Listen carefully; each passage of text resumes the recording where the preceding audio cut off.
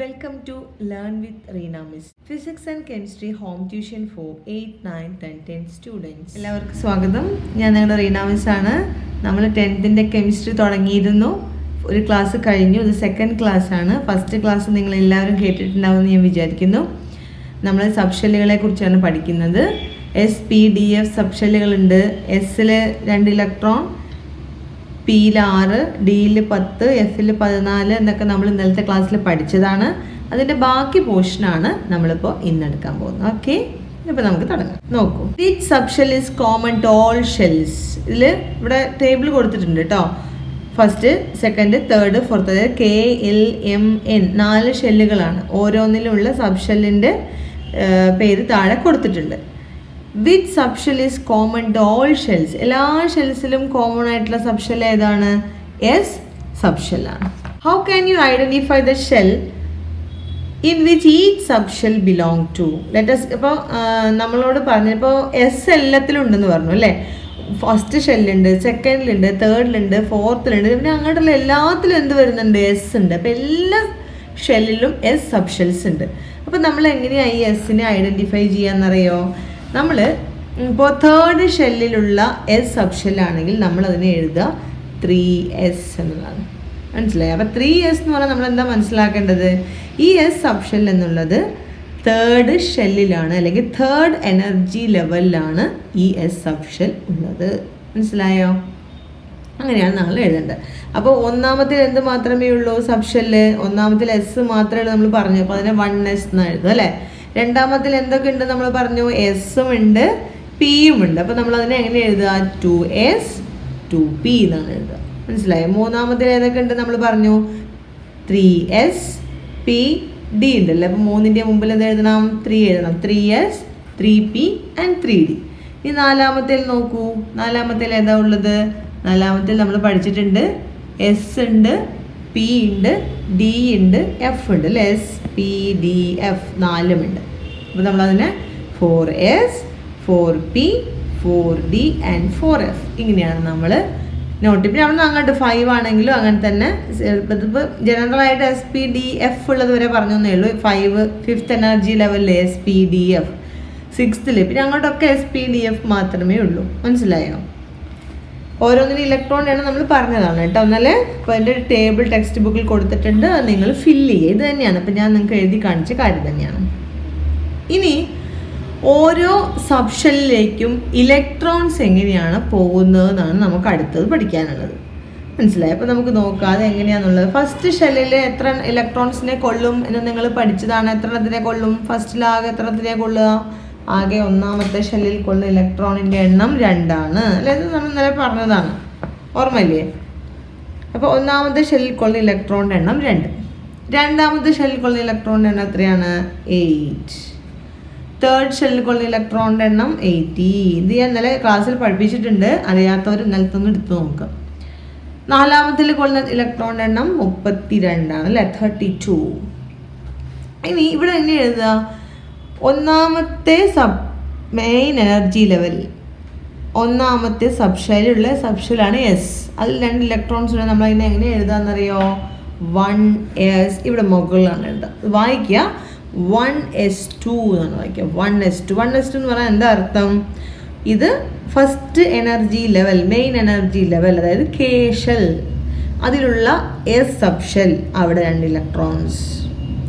ഈ 2s, അതായത് ഈ 8 ഇലക്ട്രോൺസ് എങ്ങനെയാണ് നിൽക്കുന്നത്? ഈ 8 ഇലക്ട്രോൺസ് എങ്ങനെയാണ് നിൽക്കണമെന്ന് അറിയോ?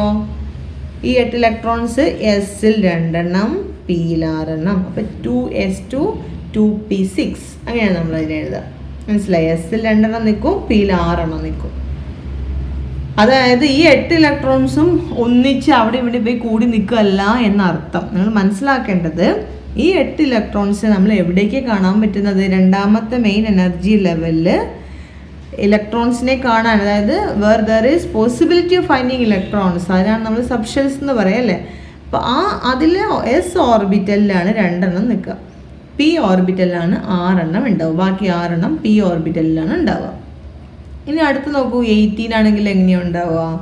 3s2 എസ്സിൽ 2 എണ്ണം നിൽക്കും, പിയിൽ 6 എണ്ണം, ഡിയിൽ 10 എണ്ണം. 10 6 16 18 എണ്ണം ആയല്ലോ, ശരിയല്ലേ? 18 ഇലക്ട്രോൺസ്. ഇനി 4s S2 P6 D10 F14. അപ്പോൾ എല്ലാം കൂടെ ചേരുമ്പോൾ എത്രയും മാറും? 32. അപ്പം ഇങ്ങനെയാണ് ഇലക്ട്രോൺസ് ശരിക്കും നിൽക്കുക. മനസ്സിലായി? ആദ്യത്തെ 2 ഇലക്ട്രോൺസ് 1s നിൽക്കുക, 1s2, പിന്നെ 2s2 2p6 3s2 3p6 3d10 4s2 4p6 4d10 4f14. ഇത് ഓർഡറിലല്ല, ഇതേ ഓർഡറിലല്ല, ചെറിയ വ്യത്യാസങ്ങളുണ്ട്. പക്ഷേ ഓരോന്നും ഇങ്ങനെയാണ് ഇലക്ട്രോൺസ് ഫില്ല് ചെയ്യുന്നത് എന്നാണ് ഇവിടെ കാണിച്ചിട്ടുള്ളത്. മനസ്സിലായോ? എങ്ങനെയാണ് ഓരോ മെയിൻ എനർജി ലെവലിലും സബ്ഷെല്ലിലേക്ക് ഇലക്ട്രോൺസ് ഫില്ല് ചെയ്യുന്നതാണ് ഇപ്പോൾ നമ്മളിവിടെ കാണിച്ചിട്ടുള്ളത്. നോക്കൂ അടുത്തത് എന്താണെന്നുള്ളത്. അപ്പോൾ അതിലൊരു കോളം നിങ്ങളുടെ ടെക്സ്റ്റ് ബുക്കിൽ കൊടുത്തിട്ടുണ്ട്. അതാ ഒരു കോളം കൊടുത്തിട്ടുണ്ട്, നിങ്ങൾ ഫില്ല് ചെയ്യുക. വളരെ എളുപ്പമുള്ള കോളമാണ്. ഒന്നാമത്തേതിൽ 2 ഇലക്ട്രോൺസ് 1s2, മനസ്സിലായോ? രണ്ടാമത്തേതിൽ 8 ഇലക്ട്രോൺസ് 2sഉം 2p ഉണ്ട്, എസിൽ 2 പിയിൽ 6 2 6. മൂന്നാമത്തേൽ നോക്കൂ 18 ഇലക്ട്രോൺസ് ആണ്, നമ്മൾ പറഞ്ഞതാണ് അല്ലേ? ഈ 18 ഇലക്ട്രോൺസിൽ എസിൽ 2 പിയിൽ 6 ഡിയിൽ 10 32 32 ഫോർത്ത് 1 നോക്കൂ SPDF2 6 10 and 14. ഇനി അടുത്ത് നോക്കൂ, what is the maximum number of electrons that can be accommodated in S subshell. S സബ്ഷെല്ലിൽ മാക്സിമം നമ്പർ ഓഫ് ഇലക്ട്രോൺസ് എത്രയാണ്? 2. ഇതൊക്കെ മാക്സിമം ആണ് കേട്ടോ കൊടുത്തിരിക്കുന്നത്. ഇവിടെ എല്ലാം കൊടുത്തിരിക്കുന്നത് മാക്സിമം ആണ്, ഇതിൽ അപ്പുറത്തേക്ക് ഒരു നമ്പറും പോവില്ല. ഇനി നോക്കൂ അടുത്തത്, among the 8 electrons in the second shell 2 will be in the s subshell. What may be the maximum number of electrons to be filled in p subshell. പിയിൽ എത്രയാണ്? എസ് രണ്ടാമത്തിൽ 8 ആണെങ്കിലും എസിൽ 2 ആണ്. അപ്പോൾ പിയിൽ എത്രയാണ്? പിയിൽ 6 ഇലക്ട്രോൺസ്. It is 6. ഇനി അടുത്ത നോക്കൂ, have seen maximum number of electrons that can be accommodated in S and P. നമ്മളിപ്പോൾ എസിലെയും പിയിലെയും പഠിച്ചു. ഇനി ഡിയിൽ എത്രയാണ്? ഡിയിൽ 10 എഫിൽ 14. അതാണ് ഈ പറഞ്ഞിരിക്കുന്നത് കേട്ടോ, ഡിയിൽ 10 എഫിൽ 14. ഇനി അടുത്തത് നമ്മൾ ഓരോ സബ്ഷെൽ വൈസ് എങ്ങനെയാണ് ഓരോന്നിൻ്റെയും ഇലക്ട്രോണിക് കോൺഫിഗറേഷൻ നമ്മൾ എഴുതുക എന്നുള്ളതാണ് പഠിക്കാൻ പോകുന്നത് കേട്ടോ. ഇലക്ട്രോണിക് കോൺഫിഗറേഷൻ ഓരോ എലമെൻസിൻ്റെയും എങ്ങനെ എഴുതുക എന്നുള്ളത് ഞാൻ നിങ്ങൾക്ക് കാണിച്ചു തരാം, ശ്രദ്ധിക്കുക. ഇപ്പോൾ ടെക്സ്റ്റ് ബുക്കിൽ തന്നെ എക്സാമ്പിളായിട്ട് പറഞ്ഞിട്ടുണ്ട് കാർബൺ. കാർബണിൻ്റെ അറ്റോമിക് നമ്പർ എന്ന് പറയുന്നത് 6 ആണ്. നിങ്ങൾക്കറിയാം കാർബണിൻ്റെ അറ്റോമിക് നമ്പർ എന്ന് പറയുന്നത് 6 ആണ്. നമ്മൾ എങ്ങനെയാണ് മെയിൻ ആണ് KL എന്ന് വെച്ചിട്ട് നമ്മൾ എങ്ങനെയാണ് എഴുതുക? കാർബണിൻ്റെ 6 ആണ്, നമ്മൾ 2 4 എന്ന് എഴുതും. ഓക്കെ, 2 4 എന്നാണ് എഴുതുക. അപ്പോൾ ഈ 2 ഇലക്ട്രോൺസ് എവിടെയാണ് നിൽക്കുന്നുണ്ടാവുക? ഫസ്റ്റ് ഷെല്ലിൽ 2 ഇലക്ട്രോൺസ് എവിടെയാണ് നിൽക്കുന്നുണ്ടാവുക? 1sൽ 2 എണ്ണം നമ്മൾ പഠിച്ചാണല്ലേ. ഇനി രണ്ടാമത്തേൽ 2sഉം ഉണ്ട് 2pയും ഉണ്ട്. ഓക്കെ, അപ്പോൾ ഇവിടെ 4 ഇലക്ട്രോൺസ് ആണ് ആകെ ഉള്ളത്. അതിൽ 2 എണ്ണം എസിൽ 2 എണ്ണം അല്ലേ കൊള്ളൂ. അപ്പോൾ എസിൽ 2 എണ്ണം എഴുതി. ബാക്കി എത്ര എണ്ണം ഉണ്ട്? ബാക്കി അഗെയിൻ 2 എണ്ണം ഉണ്ട്. ആ 2 എണ്ണം അപ്പോൾ എവിടെയാണ് നിൽക്കുന്നുണ്ടാവുക? പിയിലാണ്. അപ്പോൾ എങ്ങനെയാണ് കാർബൺ ഇലക്ട്രോണിക് കോൺഫിഗറേഷൻ എഴുതുക? 1s2 2s2 2p2.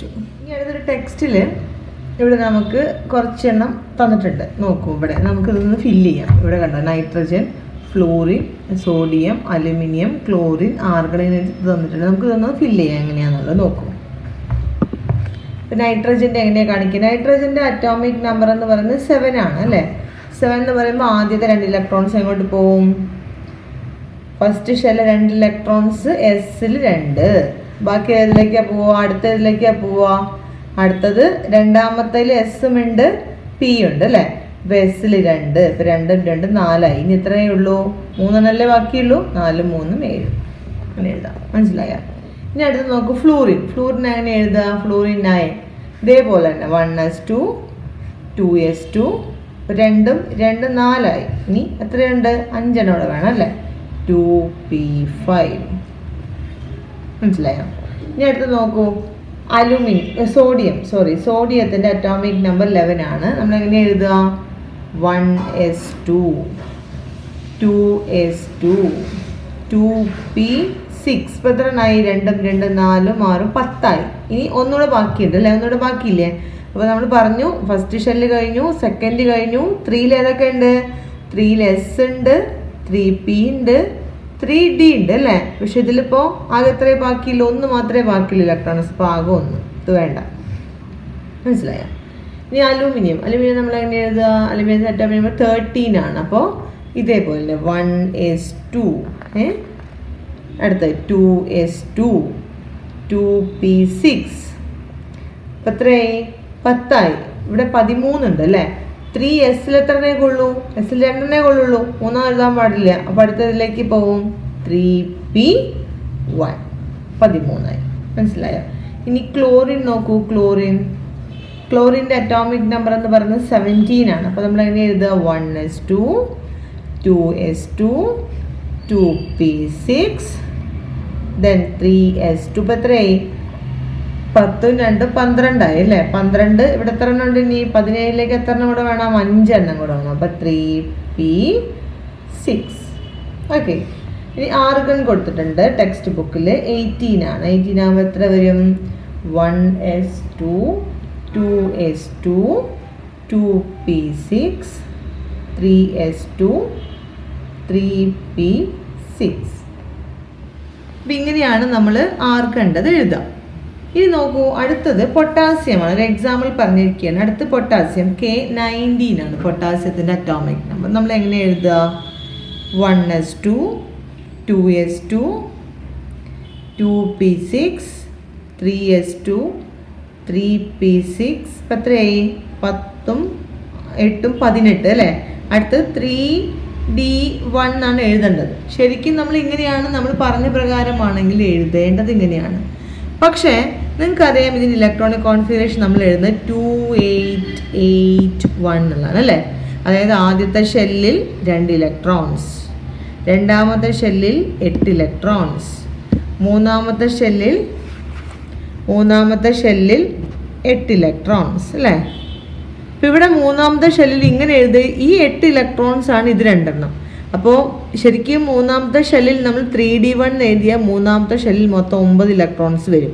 പക്ഷെ നമ്മളിവിടെ 9 എന്നല്ല എഴുതുന്നത്, നമ്മൾ 8 എന്നാണ് എഴുതുന്നത്, 81 എന്നാണ് എഴുതുന്നത്. അപ്പോൾ ഈ ഇലക്ട്രോണിക് കോൺഫിഗറേഷൻ അല്ല പൊട്ടാസ്യത്തിൻ്റെ കേസിൽ, ഇത് തെറ്റാണ്. ഇങ്ങനെയല്ല നമ്മൾ എഴുതുക. അപ്പോൾ എന്തുകൊണ്ടാണ് ഇങ്ങനെ എഴുതാത്തത്? അതാണ് ഇനി നമ്മൾ പഠിക്കാൻ പോകുന്ന അടുത്ത ടോപ്പിക്. വളരെ ചെറിയൊരു ടോപ്പിക്കാണ്. അപ്പം അതും കൂടെ ഞാൻ പറഞ്ഞുതരാം എങ്ങനെയാണത് വരുന്നതെന്നുള്ളത്. അപ്പം ഇവിടെ നിങ്ങൾ ടെക്സ്റ്റ് ബുക്കിൽ ഒരു എനർജി ലെവൽ ഡയഗ്രാം കൊടുത്തിട്ടുണ്ട്. നോക്കൂ, ഒരു എനർജി ലെവൽ ഡയഗ്രാം എന്താണ്?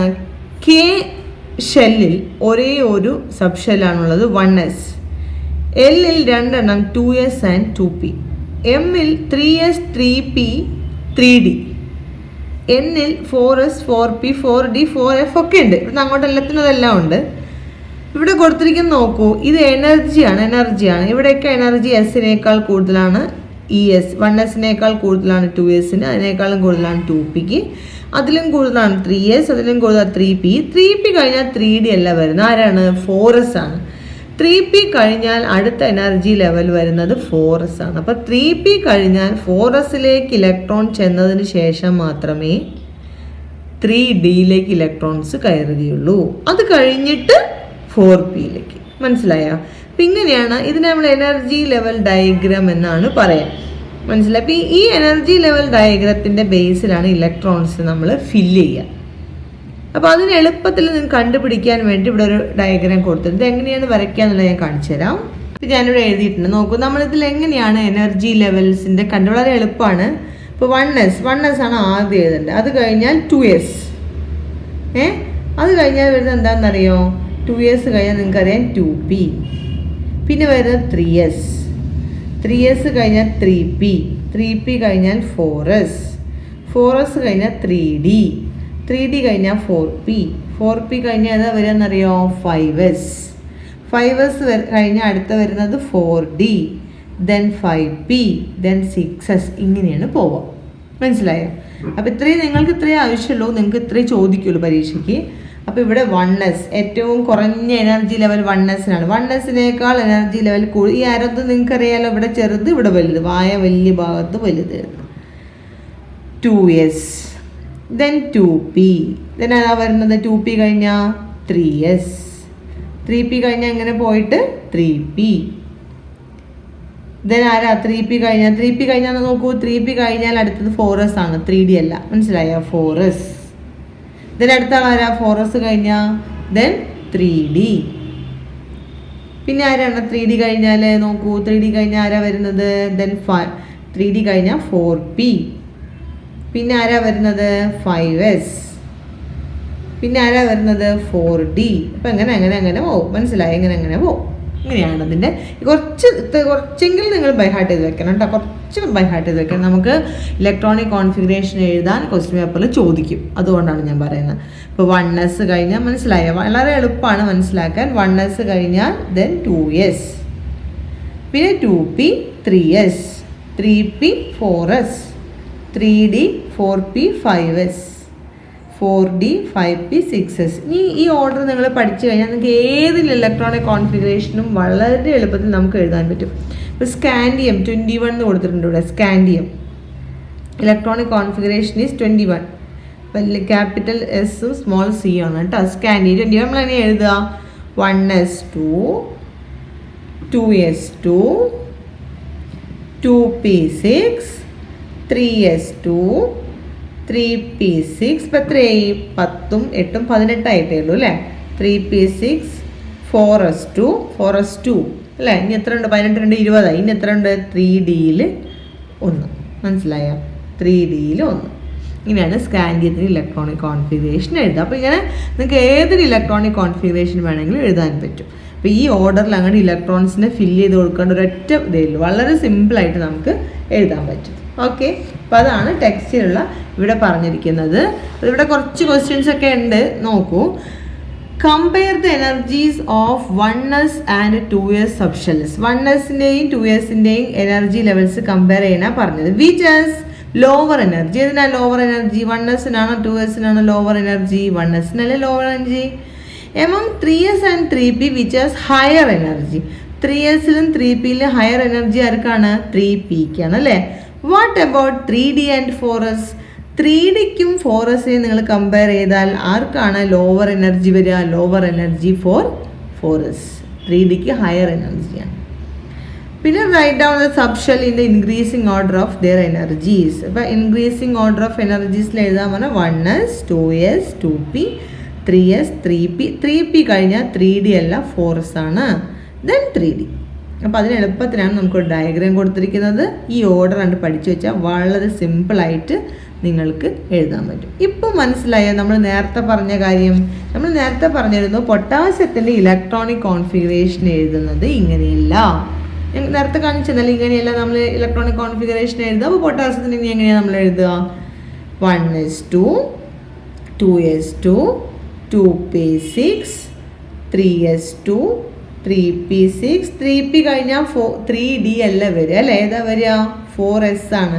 3dയേക്കാൾ എനർജി കുറവ് 4sനായതുകൊണ്ട് ഇലക്ട്രോൺസ് അവിടെ നിറഞ്ഞതിന് ശേഷം മാത്രമേ 3dയിലേക്ക് പോവുള്ളൂ അല്ലേ. എനർജി കുറയും തോറും ന്യൂക്ലിയസിന് എനർജി കൂടുതലായി വരുന്നവർ ന്യൂക്ലിയസ് നകന്നകന്ന് പോവും. അപ്പോൾ 4sനും 3dക്കും കമ്പയർ ചെയ്യുമ്പോൾ 4sന് എനർജി കുറവാണ്. അപ്പോൾ അതാണ് ന്യൂക്ലിയസിനോട് കുറച്ചുകൂടി അടുത്തേക്ക് വരിക. അപ്പോൾ അതിലാണ് നമ്മൾ ആദ്യം ഇലക്ട്രോണിനെ ഫില്ല് ചെയ്യേണ്ടത്. മനസ്സിലായോ? ഇപ്പോൾ 1s2 ഒന്നാമത്തേൽ, 2s2 2p രണ്ടാമത്തേൽ അല്ലേ, 3s2 3p മൂന്നാമത്തേൽ, 4s1. ഇപ്പോൾ നിങ്ങൾക്ക് മനസ്സിലായി എന്തുകൊണ്ടാണ് 2881 എന്ന് പൊട്ടാസ്യത്തിൻ്റെ ഇലക്ട്രോണിക് കോൺഫിഗറേഷൻ നമ്മൾ എഴുതുന്നതെന്ന്. ഇപ്പോൾ നിങ്ങൾക്ക് മനസ്സിലായോ? 2881 എഴുതാൻ കാരണം എന്താണെന്ന് എല്ലാവർക്കും മനസ്സിലായില്ലേ? അപ്പം ഇങ്ങനെയാണ് സബ്ഷെൽ ഇലക്ട്രോണിക് കോൺഫിഗറേഷൻ എഴുതുക. അപ്പോൾ എല്ലാവരും എന്ത് ചെയ്യണമെന്ന് വെച്ചാൽ ഒരു ഇപ്പോൾ പീരിയോഡിക് ടേബിൾ നോക്കിയിട്ട് ഒരു 20 25 ഒക്കെ എലമെൻറ്റ്സ് എടുത്തിട്ട് ഇതേപോലെ ഇലക്ട്രോണിക് കോൺഫിഗറേഷൻ ജസ്റ്റ് ഒന്ന് എഴുതി നോക്കുക. വളരെ എളുപ്പമാണ്. അപ്പോൾ നിങ്ങളൊന്ന് എഴുതി നോക്കുക. അത് കഴിഞ്ഞിട്ട് നമ്മൾക്ക് അടുത്ത ക്ലാസ്സിൽ തൊട്ടടുത്ത ടോപ്പിക്ക് പഠിക്കാം. അപ്പോൾ ഇതെല്ലാവരും കാണുക, നിങ്ങളുടെ ഫ്രണ്ട്സിനൊക്കെ ഷെയർ ചെയ്ത് കൊടുക്കുക.